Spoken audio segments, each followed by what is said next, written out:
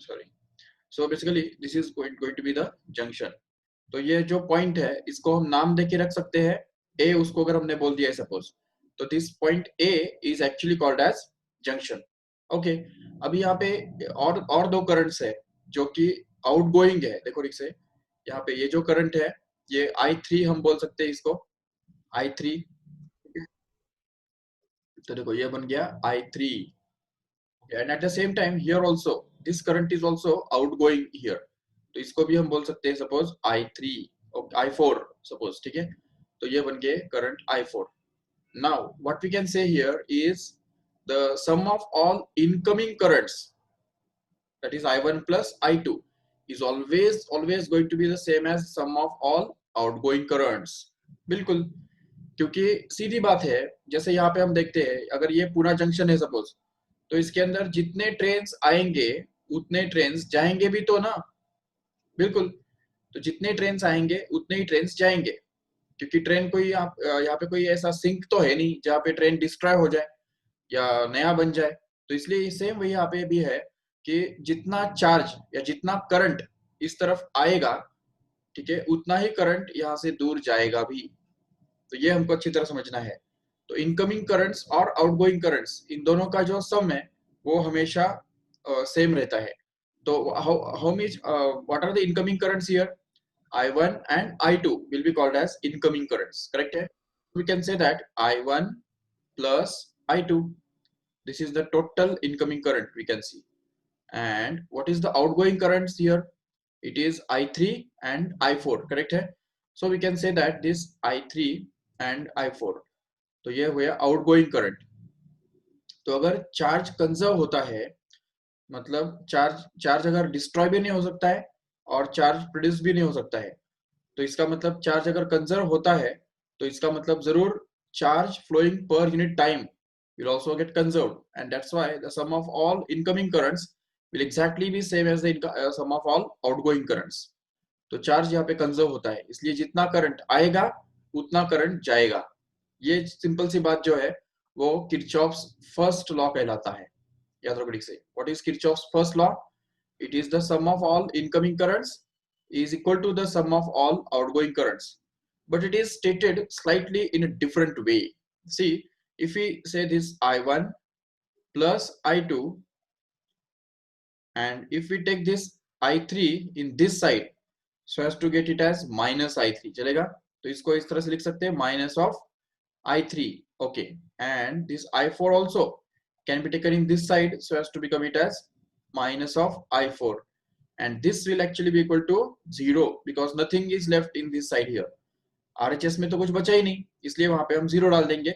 So this is actually the Kirchhoff's first law, or we can call it as a Kirchhoff's current law, which is also short termed as KCL।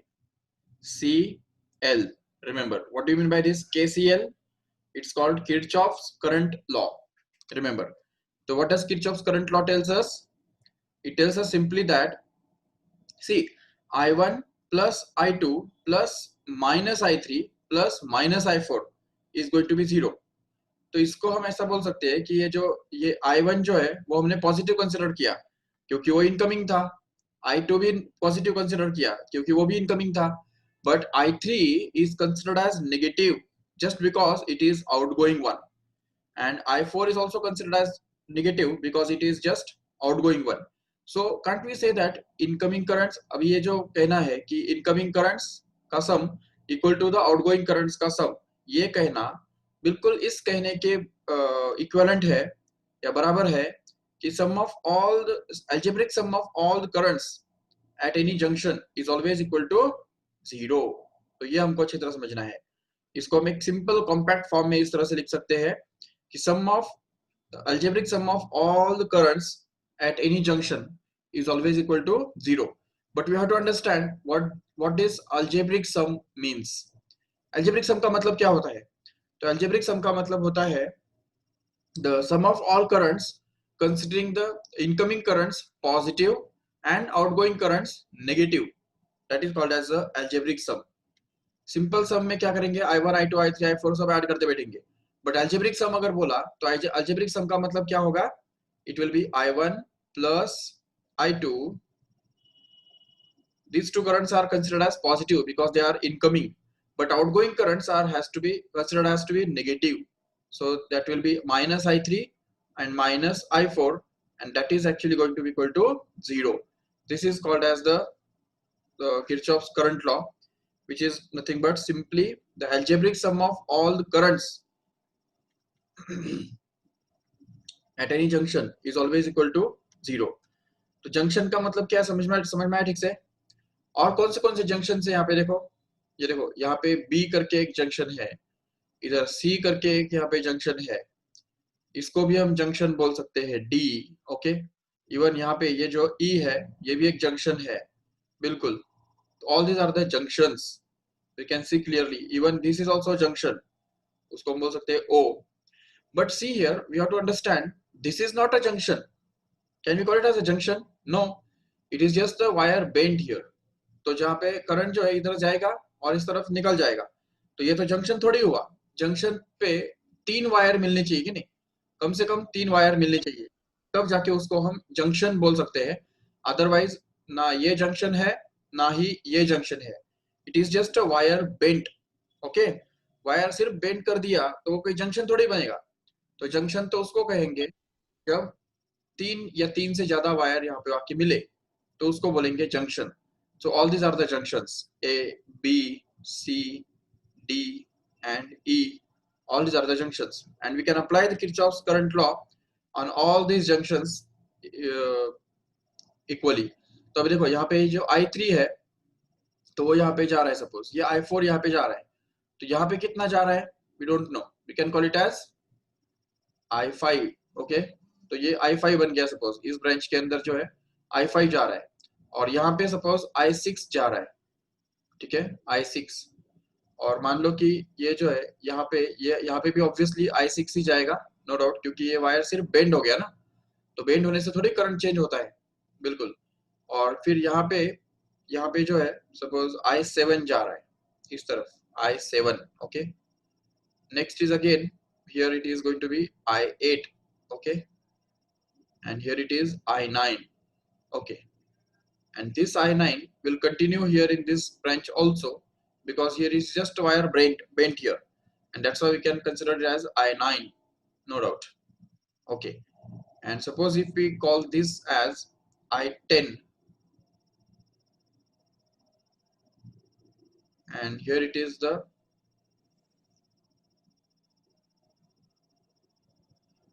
I11. So we can apply the Kirchhoff's current law on every junction. Okay, हर एक junction के ऊपर हम Kirchhoff's current law apply कर सकते हैं. देखो ठीक से, can you apply the Kirchhoff's current law on the junction B here? What can we say? B पे क्या मिलेगा हमको? देखो यहाँ पे कौन करंट पॉजिटिव लिया जाएगा और कौन सा करंट नेगेटिव लिया जाएगा. तो देखो I3 has to be positive and I5 and I6 has to be considered as negative. So what we get is at B we can say I3 minus I5 minus I6 is actually going to be 0. This is going to be the Kirchhoff's current law on the junction B here. Similarly, we can apply the Kirchhoff's current law on the junction C.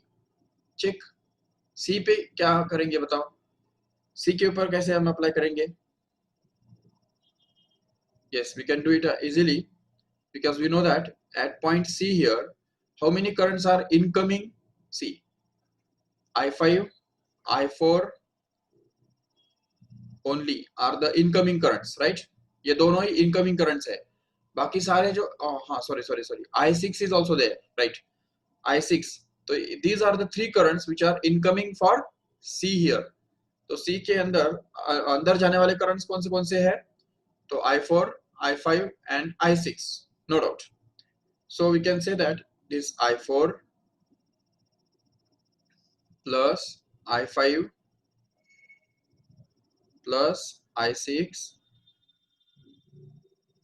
and now see what are the remaining currents. ये देखो I7 outgoing, I8 outgoing, I9 outgoing again, and that's why these 3 currents are to be considered as negative. So we can say that this minus of I7 minus of I8 and minus of I9 is going to be actually equal to 0. This is actually called as Kirchhoff's current law. This is the Kirchhoff's current law applied on this whole junction. कौन सा junction? C junction. Okay, C पे हमने apply किया.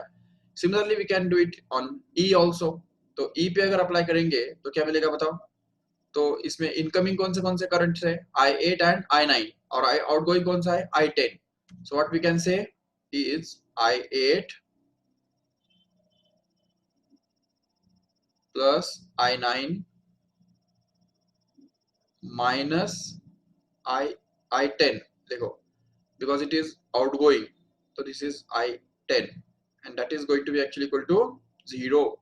This is called as the applying Kirchhoff's law on the junction E here. In the same way D का भी हम कर सकते हैं. तुम करो चलो जल्दी चैट बॉक्स में. D के ऊपर क्या आएगा? ओरली बता सकते हैं आराम से. देखो इनकमिंग करंट्स कौन से है? I11 और कौन सा है? I7 भी तो है कि नहीं? तो I11 and I7 comes out to be actually sum of minus I2 and minus sorry I10. नहीं incoming current I11 plus I10 plus I7 minus I2. I2 किधर है?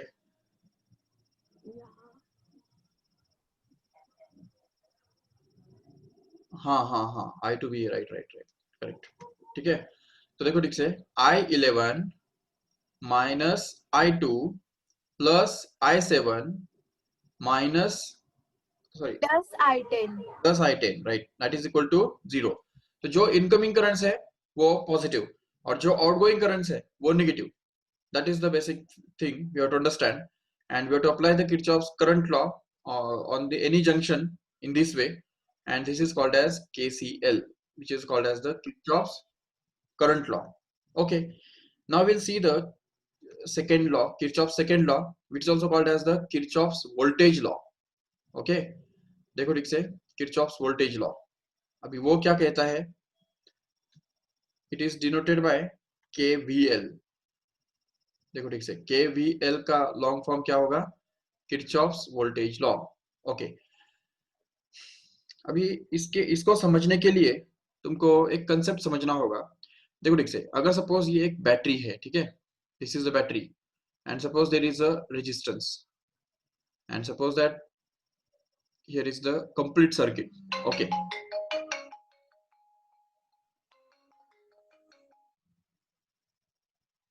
हाँ हेलो सर. हाँ सर. हाँ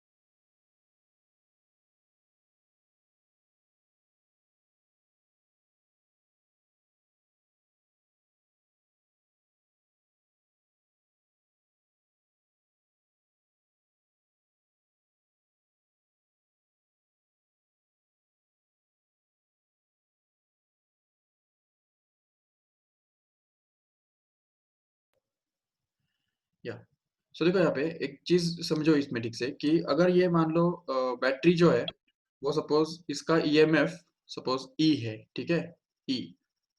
ओके, अभी और यहाँ पे जो है करंट इस तरफ फ्लो हो रहा है, ठीक है, इस तरफ.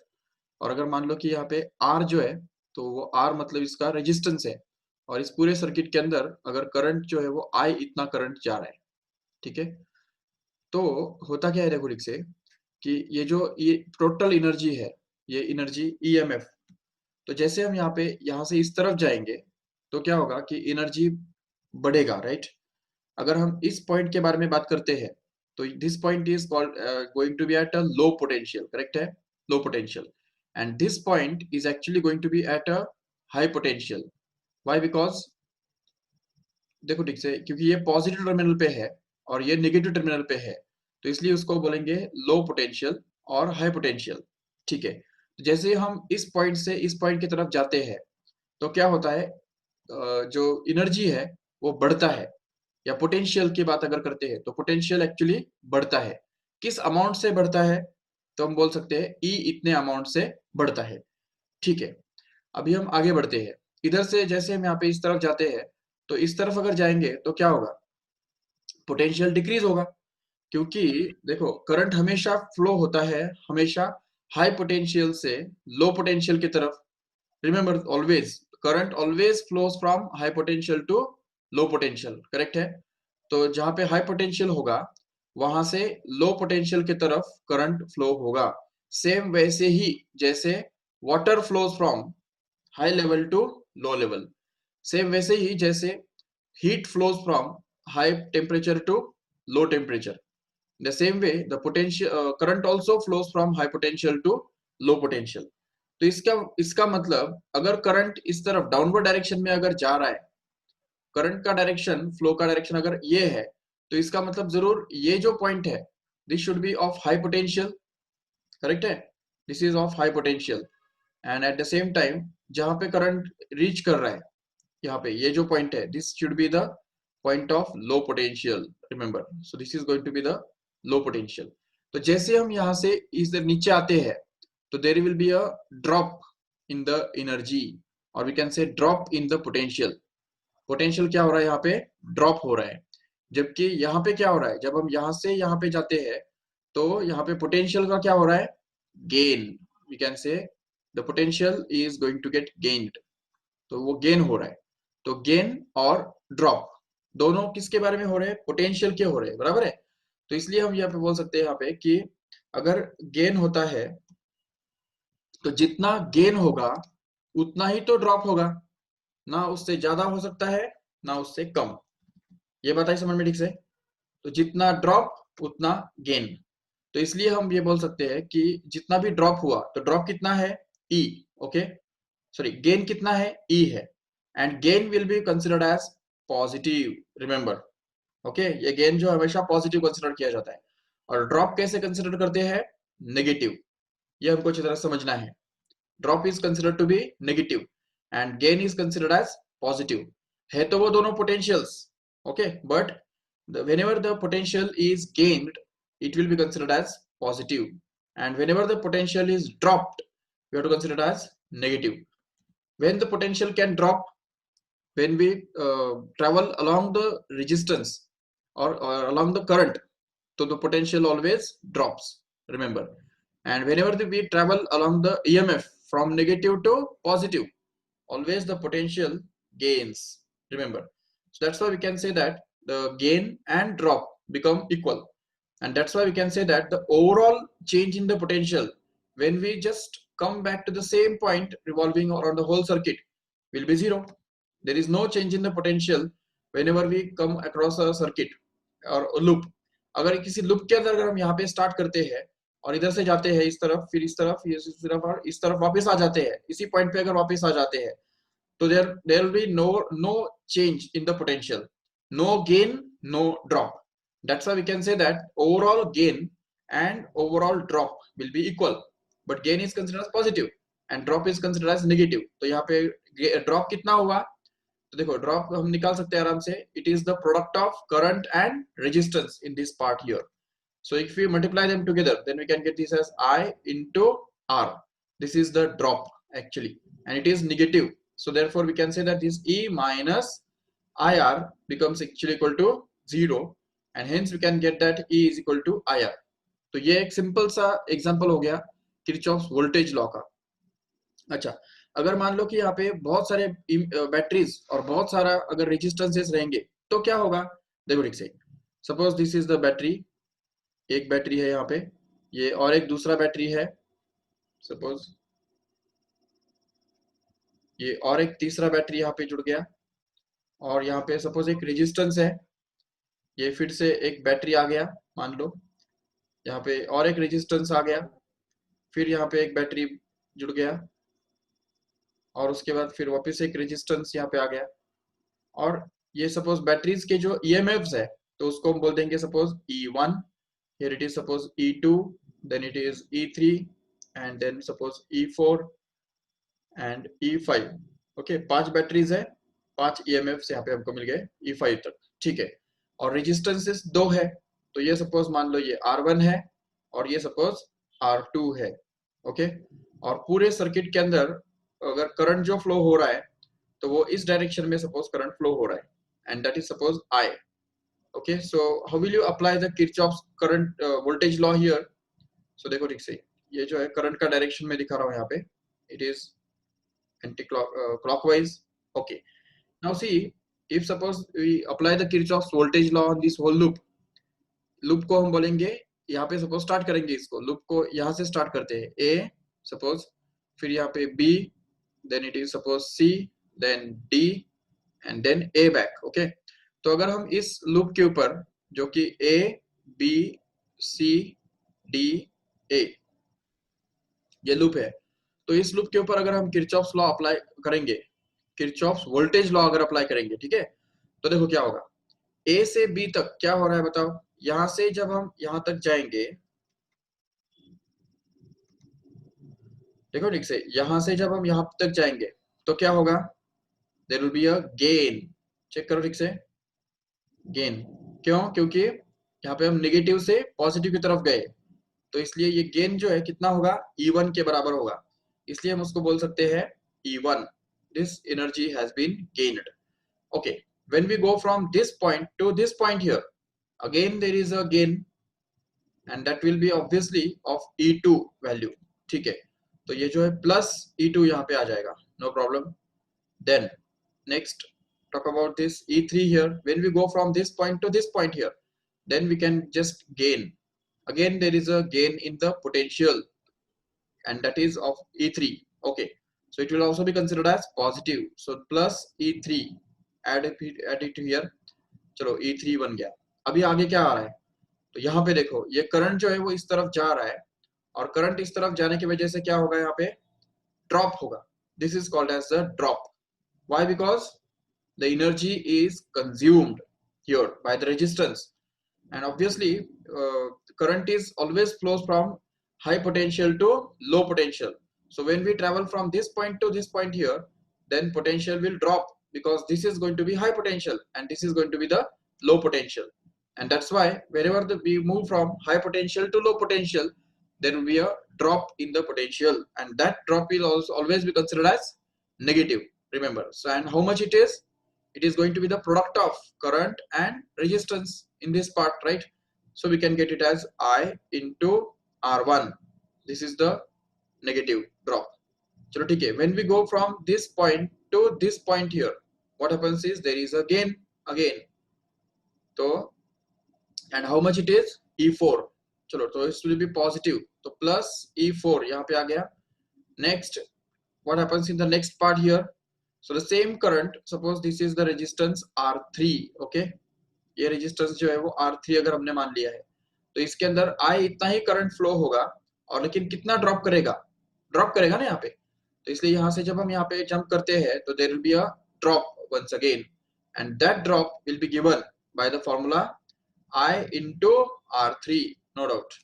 so we can say that minus of I into R3, then we can just go to the next and say that this will be here, again there is a gain, correct है, gain, क्योंकि हम negative से positive की तरफ जा रहे हैं, इसको समझो अच्छी तरह से ठीक से, क्योंकि ये कंफ्यूजन नहीं होना चाहिए, नहीं तो पॉजिटिव नेगेटिव सब कंफ्यूजन करके बैठेंगे। तो देखो, whenever we go from low potential point to high potential point, we can say that there is a gain in the potential, and hence we can get it as plus E5। okay, तो ये E5 मिल गया हमको यहाँ पे। फिर जब हम यहाँ से यहाँ तक जाएंगे तो क्या होगा, there will be a loss here, और loss, और we can say drop। okay, तो जैसे ही ड्रॉप होगा तो ड्रॉप का मतलब क्या होता है, नेगेटिव साइन यहाँ पे आ जाएगा, तो इसलिए यहाँ पे हमको नेगेटिव साइन यूज करना है।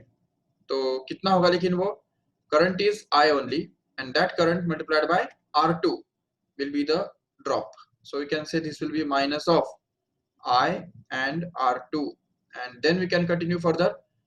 okay, and reach at this point A back here। A से तो हमने स्टार्ट किया था कि नहीं, नो डाउट, तो इसलिए हम देख सकते हैं यहाँ पे this will be equal to 0। this is the statement of Kirchhoff's current voltage law. We can see clearly this is the Kirchhoff's voltage law applied here. Okay, have you understood what we have done here? Whenever there is a gain, we have to consider it as positive. Whenever there is a loss or drop, we have to consider it as negative. And hence, अभी चलो दूसरा एक example हम लेते हैं ये समझने के लिए कि लॉस और गेन किस तरह से हमको समझने हैं. देखो सपोज और एक सर्किट में आपको देता हूं. मान लो कि ये पॉइंट से हम स्टार्ट करते हैं और यहाँ पे जाते ये पहला बैटरी हमको मिल गया. ठीक है, इसका ईएमएफ जो है वो E1 है सपोज. ठीक है, उसके बाद हम एक रेजिस्टेंस इनकाउंटर करते हैं जिसका वैल्यू R1 है. ठीक है, उसके बाद आ जाता है दूसरा बैटरी. देखो अभी लेकिन ये बैटरी जो है वो उल्टा लग गया. देखो ठीक से उल्टा लगा हुआ है.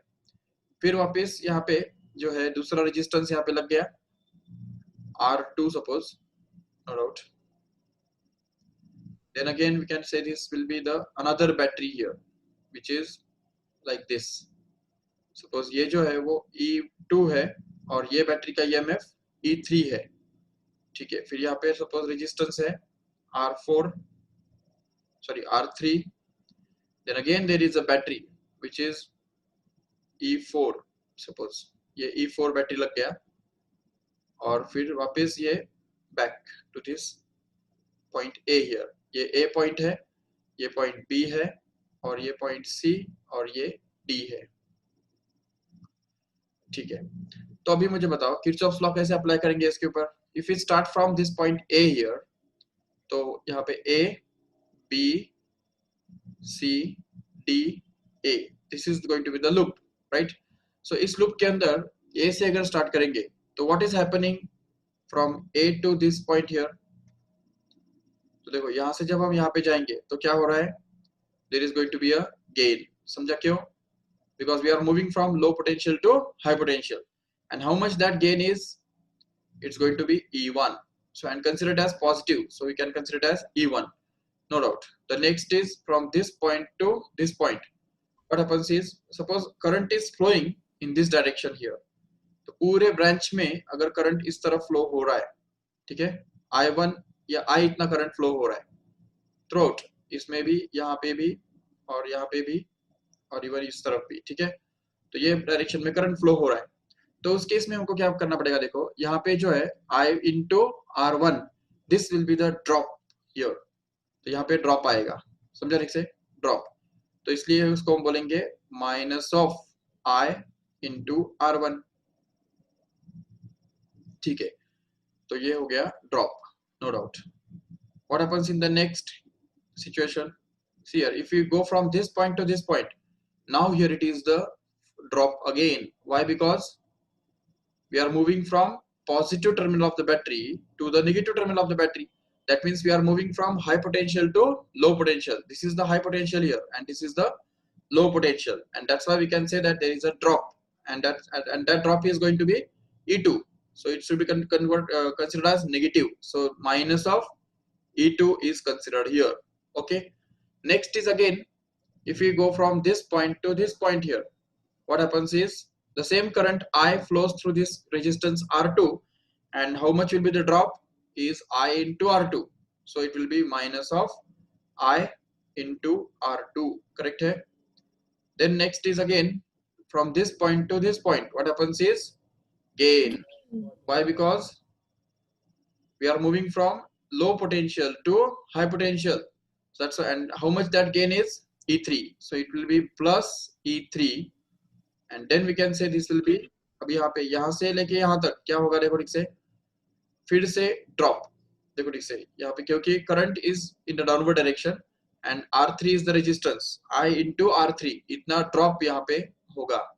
तो potential will get decreased, and that's why we can say that minus of I into R3, no doubt. Then again it will be okay, यहाँ से लेके यहाँ तक अभी क्या हो रहा है, फिर से ड्रॉप हो रहा है. क्यों? क्योंकि ये जो टर्मिनल है वो पॉजिटिव टर्मिनल है की बैटरी का और ये नेगेटिव टर्मिनल बैटरी का है. तो जब हम पॉजिटिव से नेगेटिव की तरफ जाते हैं, मतलब हाई से लो पे जा रहे हैं, ये हाई पोटेंशियल है और वहां से हम लो पोटेंशियल की तरफ ट्रेवल कर रहे हैं, और उसकी वजह से यहाँ पे क्या होगा, ड्रॉप होगा. And drop should be considered as negative, but how much it is? E4. so we can say that minus E4. okay, and that's all. यहाँ से तो यहाँ तक कुछ हो ही नहीं रहा है, कोई रेजिस्टेंस तो है ही नहीं यहाँ पे, तो इसलिए फिर यहाँ पे हम बोल सकते हैं क्लियरली कि this will be actually equal to 0। तो ये पूरा जो है वो 0 बनता है। देखो ठीक से गेन कहाँ कहाँ पे हुआ है, देख सकते हो ठीक से, E1 E3 ये दो ही गेन हुए हैं। देखो ठीक से ये बैटरी और ये बैटरी, ये दोनों बैटरी गेन करा रहे हैं, लेकिन बाकी सारे जो है वो ड्रॉप कर रहे हैं। तो इसलिए इन सब का जो सम है, algebraic sum, that is actually going to be equal to 0, and this is called as applying Kirchhoff's voltage law on the loop। तो किसी भी लूप पे Kirchhoff's voltage law अप्लाई करने का मतलब यही होता है। तो इस तरह से हम Kirchhoff's voltage law अप्लाई कर सकते हैं। ठीक है, तो हमको एक समराइज फॉर्म में अगर हम देखेंगे, अच्छा ये Kirchhoff's law अगर हमको अप्लाई करना है, सेम लूप के ऊपर अप्लाई करना है। अभी मैं तुमको सेम क्वेश्चन पूछता हूँ, सपोज हमको अप्लाई करना है Kirchhoff's voltage law same loop के ऊपर, लेकिन हमको घूमना अभी उल्टा है। अभी देखो देखो ठीक से, सपोज हमारा जो लूप है वो लूप ABCDA नहीं है, बल्कि हमारा लूप ऐसा है जो A से स्टार्ट होता है फिर D की तरफ जाता है। देखो ऐसा लूप हमको जाना है, इस तरफ हमको जाना है, मतलब एंटी क्लॉकवाइज अगर घूमना है तो हमारा लूप कैसा होगा, तो वो होगा A D C B and A, correct है, ये हमारा लूप हो गया। तो इस लूप के अंदर किरचॉफ्स वोल्टेज लॉ कैसे अप्लाई करेंगे, तो सबसे पहले AD के अंदर क्या हो रहा है, देखो बताओ मेरे को, कुछ भी तो नहीं, AD के अंदर कुछ भी नहीं हो रहा है, नो डाउट, बट D से A की तरफ क्या हो रहा है, देखो D से जब यहाँ पे जाएंगे तो यहाँ पे क्या होगा, देखो ये नेगेटिव टर्मिनल है बैटरी का और ये पॉजिटिव टर्मिनल है बैटरी का, जिसके कारण यहाँ पे नेगेटिव से पॉजिटिव की तरफ जाना मतलब लो पोटेंशियल से हाई पोटेंशियल की तरफ जाना हो गया, तो उसको हम बोलेंगे गेन, करेक्ट है, ये बन गया गेन। तो इसलिए और कितना है वो E4 के बराबर, तो हमारा फर्स्ट टर्म आ जाएगा प्लस E4। ओके, अभी देखो नेक्स्ट यहाँ से यहाँ तक क्या हो रहा है, देखो ठीक से, current is flowing in the Loss. Downward direction, current is flowing in the downward direction, तो यहाँ से यहाँ तक क्या हो रहा है, ड्रॉप हो रहा है या गेन हो रहा है, Drop. नहीं, इट्स गेन। देखो कैसे, क्योंकि देखो करंट हमेशा कैसे फ्लो होता है, current always flows from high potential to low potential, ये तो मानते हो सब। देखो ठीक से, the current always flows from high potential to low potential, so since the current is flowing in the downward direction here, what does it mean, this point should be the high potential and this point should be at low potential, correct है। और हम कहाँ से जा रहे हैं, तो हम यहाँ पे लो पोटेंशियल से हाई पोटेंशियल की तरफ जा रहे हैं। देखो ठीक से, तो अगर हम D से हमको अगर C की तरफ जाना है तो उसके लिए इधर जाना ही पड़ेगा ना, इधर लो पोटेंशियल से हाई पोटेंशियल की तरफ जाना पड़ेगा। तो इसलिए यहाँ पे ये पॉइंट जो है वो लो पोटेंशियल वाला पॉइंट है और ये हाई पोटेंशियल वाला पॉइंट है, इसलिए अगर हम करंट के अगेंस्ट जाते हैं तो समझ लेना है हमको इट्स अ गेन, भले वो रेजिस्टेंस है फिर भी इट्स अ गेन। तो इसलिए यहाँ पे आएगा plus I into R3, okay. Then again यहाँ पे देखो ठीक से, इस पॉइंट से हम इस पॉइंट की तरफ जा रहे हैं, ओके। तो ये पॉइंट तो हाई पोटेंशियल वाला पॉइंट है और ये लो पोटेंशियल वाला पॉइंट है, तो अगर हाई पोटेंशियल से लो पोटेंशियल की तरफ गए मतलब नीचे गए, इसका मतलब there will be a loss और there will be a drop, तो यहाँ पे फिर से ड्रॉप हो रहा है, ठीक है, here it is a drop, here it is a gain, okay. तो ये गेन और जो ड्रॉप है वो हमको नेगेटिव कंसीडर करना है, कितना है वो E3 है, तो इसलिए वहां पे हमको डालना पड़ेगा minus of E3, okay, minus of E3। Again what happens here, देखो यहाँ से अगर हम इस तरफ जाएंगे तो क्या होगा, फिर से करंट इस तरफ जा रहा है, ओके, बट हम ऑपोजिट जा रहे हैं ना उसके, तो करंट के अगेंस्ट जाना माना एक्चुअली ऊपर जाने के बराबर है, हाई पोटेंशियल की तरफ जाने के बराबर है। तो जब भी हम लो पोटेंशियल से हाई पोटेंशियल की तरफ जाते हैं तो there will be a gain again, तो हियर इट इज गेन। तो अगर वो गेन हम डाल देंगे, लेकिन कितना है वो गेन, करंट इनटू रेजिस्टेंस के बराबर, तो करंट तो I है और रेजिस्टेंस R2 है, करके यहाँ पे प्लस I into R2 आ जाएगा, ठीक है। नेक्स्ट इज अगेन, अब देखो यहाँ पे ये पॉइंट जो है यहाँ से हम इस तरफ जा रहे हैं, अभी क्या हो रहा है, लो पोटेंशियल से हाई पोटेंशियल की तरफ जा रहे हैं, तो इसलिए यहाँ पे गेन होगा, नो प्रॉब्लम। सो बैटरी का जो नेगेटिव टर्मिनल होता है वो हमेशा लो पोटेंशियल कहलाता है, और बैटरी का पॉजिटिव टर्मिनल हमेशा हाई पोटेंशियल कहलाता है। तो यहाँ पे गेन होगा, और लेकिन कितना गेन होगा, E2 के बराबर का गेन होगा। तो E2 इतना गेन होने से प्लस E2 यहाँ पे जमा हो जाएगा। Next is going to be again here, see from this point to this point here. So अभी करंट किधर फ्लो हो रहा है, याद रखो ठीक से, इस तरफ करंट फ्लो हो रहा है और हम उसके अगेंस्ट जा रहे हैं। तो करंट के अगेंस्ट जाना माना लो पोटेंशियल से हाई पोटेंशियल की तरफ जाना, और इसका मतलब ये लो पोटेंशियल है और ये हाई पोटेंशियल है, और हम लो पोटेंशियल से हाई पोटेंशियल की तरफ जा रहे हैं, मतलब हम ऊपर जा रहे हैं, मतलब हम गेन कर रहे हैं। तो फिर से यहाँ पे गेन आ जाएगा, समझा ठीक से। तो इसलिए यहाँ पे गेन बन गया, और लेकिन कितना गेन आएगा वो, तो करंट और रेजिस्टेंस के प्रोडक्ट के बराबर। करंट तो पूरा सेम ही है, तो it is going to be plus IR1। Okay, next is again, ये देखो अभी यहाँ से हम यहाँ पे जा रहे हैं, तो ये पॉजिटिव टर्मिनल है बैटरी का और ये नेगेटिव टर्मिनल है बैटरी का। पॉजिटिव टर्मिनल हमेशा हाई पोटेंशियल बनता है और नेगेटिव टर्मिनल मतलब लो पोटेंशियल बनता है। तो हाई टू लो जाना मतलब ड्रॉप हो गया, तो इसलिए वो ड्रॉप आएगा नेगेटिव। लेकिन कितना नेगेटिव आएगा वो, E1 के बराबर, तो इसलिए minus of E1, this and this actually will be equal to 0। This is called as the applying Kirchhoff's voltage law.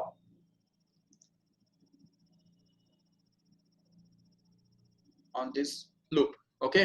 तो ये उल्टे वाले लूप के ऊपर हमने किरचॉफ्स वोल्टेज लॉ अप्लाई किया। अच्छा, अभी ये आप कहेंगे कि पहले वाला तो आंसर हमारा अलग मिला था और अभी हमारा आंसर अलग मिल रहा है। नहीं, सेम ही है, क्योंकि पहले हमको जो आंसर मिला था वो कुछ ऐसा था, पूरा तुमको लिख के दिखाता हूँ फिर से। ये देखो ऐसा कुछ था हमारा जो आंसर था लास्ट वाला का, E1 minus IR1 then minus E2 minus IR3 then plus E3 minus IR3 minus E4. correct. Getting what is happening here? Yes sir. तो यहाँ पे क्या हो रहा है, ये दो इक्वेशंस एक्चुअली डिफरेंट नहीं है, सिर्फ दिखने के लिए वो डिफरेंट है। अगर ये पूरा इक्वेशन जो है वो पूरे को अगर हम दोनों तरफ दोनों साइड्स में अगर माइनस से अगर मल्टीप्लाई कर देंगे, ये पूरा माइनस के साथ मल्टीप्लाई हो गया और ये पूरा भी माइनस के साथ मल्टीप्लाई हो गया, तो जीरो को माइनस से मल्टीप्लाई करेंगे तो कुछ फर्क नहीं पड़ेगा, वो तो जीरो ही बनने वाला है। बट ये इसको अगर पूरा हमने माइनस साइन से मल्टीप्लाई किया तो ये देखो ये माइनस E1 प्लस E1 यहाँ पे बन जाएगा, ये IR1 जो है वो माइनस IR1 बन जाएगा। तो इसका मतलब ये दोनों जो इक्वेशंस है वो दोनों एक्चुअली डिफरेंट नहीं है, उनमें सिर्फ साइन का डिफरेंस है। तो एक ही इक्वेशन से हम दूसरा इक्वेशन भी डिराइव कर सकते हैं, ये बात हमको समझनी है अच्छी तरह से।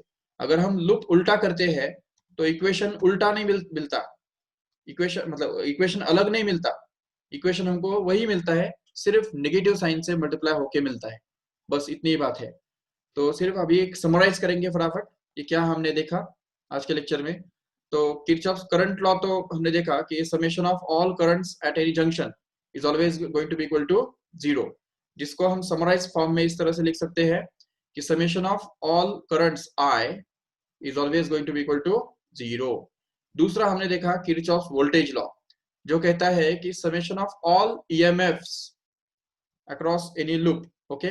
तो EMFs का जो समेशन अगर लेंगे plus summation of all potential drops, मतलब करंट एंड रेजिस्टेंस का जो प्रोडक्ट होता है उनका समेशन अगर हम करेंगे तो वो भी पूरा 0 बनता है। This is called as the Kirchhoff's voltage law. We can say, I will repeat again, what does Kirchhoff's voltage law tells us is the algebraic sum of all EMFs and the algebraic sum of products of currents in each part and resistance in each part of the loop is always going to be equal to 0. This is Kirchhoff's voltage law. I will repeat again. The algebraic sum of all the EMFs and the algebraic sum of the products of current and resistance in each part of the loop is always going to be equal to 0, or we can call it as potential drops also. ये जो product है, product of I and R is called as potential drops. So we can state it in other words like algebraic sum of all the EMFs and algebraic sum of all potential drops across any loop, along any loop is always going to be equal to 0, closed loop. Okay, और उसके लिए भी sign convention क्या बताया, अगर हम suppose battery का negative से पॉजिटिव की तरफ जाते हैं तो it will be considered as positive. Okay, और बैटरी के पॉजिटिव से अगर नेगेटिव की तरफ जाते हैं तो the EMF will be considered as negative. ये तो हो गया ईएमएफ का साइन कन्वेंशन, नो डाउट. लेकिन रेजिस्टेंस या पोटेंशियल ड्रॉप्स का साइन कन्वेंशन कैसे मिलेगा, तो देखो ठीक से, रेजिस्टेंस या पोटेंशियल ड्रॉप्स का जो साइन कन्वेंशन है तो वो इस तरह से होता है कि अगर सपोज ये रेजिस्टेंस है, ये रेजिस्टेंस है, और अगर इसमें करंट जो है वो इसी तरफ फ्लो हो रहा है तो देखो ठीक से, इसी तरफ करंट फ्लो हो रहा है और I इंटू आर ये पोटेंशियल ड्रॉप रहने वाला है. तो ये जो I इंटू आर ये जो ड्रॉप होगा वो ड्रॉप हमको नेगेटिव कंसिडर करना है. This will be considered as negative because it is going to be the drop. But if we suppose travel from, suppose ये एक डायरेक्शन में हम जा रहे हैं, ये रेजिस्टेंस है सपोज यहाँ पे, और ये करंट इस तरफ फ्लो हो रहा है ऑपोजिट डायरेक्शन में, लेकिन हम इस तरफ जा रहे हैं. ठीक है, तो ऐसे केस में क्या होगा देखो ठीक से, कि इसमें जो रेजिस्टेंस और करंट इन दोनों का जो प्रोडक्ट है वो रहेगा potential drop. But is it positive और negative, it is positive here just because we are going against the current. तो जब भी हम करंट के अगेंस्ट जाते हैं तो पोटेंशियल ड्रॉप हमेशा पॉजिटिव कंसिडर किया जाता है, और जब हम करंट के अलोंग जाते हैं, along the current, okay, along the current, तभी पोटेंशियल ड्रॉप जो है वो हमेशा नेगेटिव कंसिडर किया जाता है. उसका रीजन यही है, देखो जब हम अलोंग द करंट जाते हैं तो मतलब हम हाई पोटेंशियल से लो पोटेंशियल पे जा रहे हैं, तो ऑब्वियसली ड्रॉप तो नेगेटिव कंसिडर करना पड़ेगा, बिल्कुल. लेकिन जब हम अगेंस्ट करंट जाते हैं तो इसका मतलब हम लो पोटेंशियल से हाई पोटेंशियल पे जा रहे हैं, मतलब ऊपर जा रहे हैं. तो इसलिए फिर जब हम अगेंस्ट करंट जाते हैं तो पोटेंशियल ड्रॉप जो है वो हमको पॉजिटिव कंसिडर करना पड़ेगा. ये सीधी सी बात है, डेली लाइफ एग्जांपल के साथ हम उसको रिलेट कर सकते हैं कि अगर सपोज एक रिवर जो है वो जा रहा है, रिवर, सपोज रिवर के अंदर जो वाटर है वो इस तरफ फ्लो हो रहा है, और अगर हम रिवर के वाटर के अलोंग जाते हैं, if we are moving along the river, that means we are going downwards. check, देखो अगर हम इस तरफ जाते हैं तो इसका मतलब कई कई किलोमीटर चलने के बाद हमको पता चलेगा कि हम नीचे चले गए. अगर बाद में फाइनली कहाँ पे जाएंगे, समंदर के अंदर जाएंगे. समंदर से नीचे कहाँ पे जा सकते हैं, तो समंदर का जो सरफेस है वो लोएस्ट लेवल कहलाता है. लेकिन अगर सपोज हम अगेंस्ट जा रहे हैं, करंट के अगेंस्ट, मतलब इस तरफ अगर बढ़ रहे हैं तो इसका मतलब हम धीरे धीरे ऊपर चढ़ रहे हैं. ठीक है, धीरे धीरे कई किलोमीटर जाने के बाद हमको पता चलेगा कि हम किसी पहाड़ के ऊपर आ गए, और पर जाएंगे, अगेंस्ट जाते रहेंगे तो एक पॉइंट पे आएंगे तो हमको पता चलेगा कि हम किसी ना किसी माउंट एवरेस्ट या किसी ना किसी माउंट पे के टिप पॉइंट पे आ गए, जहां से पानी निकल रहा है, जहाँ पे पानी जो है वो सबसे हाईएस्ट पोजीशन पे है. तो इसीलिए देखा जाता कि जब हम अगेंस्ट करंट जाते हैं तो मतलब ऊपर जा रहे हैं, और जब हम अलोंग द करंट जाते हैं तो मतलब हम नीचे जा रहे हैं. तो अलोंग द करंट जाना मतलब पोटेंशियल एनर्जी घटना, और अगेंस्ट करंट जाना मतलब पोटेंशियल एनर्जी बढ़ना. ये सिंपल से जो कंसेप्ट है वो अच्छी तरह से समझ के लो और याद रखो इसको ठीक से, क्योंकि हमको नेक्स्ट लेक्चर में इनको अप्लाई करना है. ठीक है, so let us stop this lecture here and